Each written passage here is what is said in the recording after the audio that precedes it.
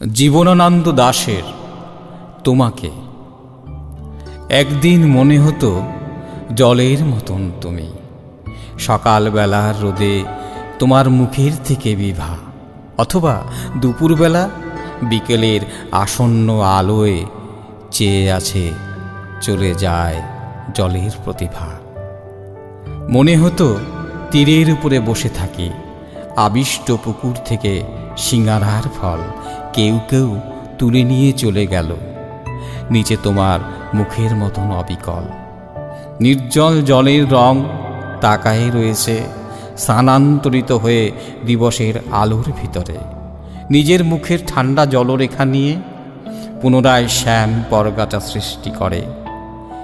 এক পৃথিবীর রক্ত নিপতিত হয়ে গেছে জেনে, এক পৃথিবীর আলো সব দিকে নিভে যায় বলে রঙিন সাপকে তার বুকের ভিতরে টেনে নেয়।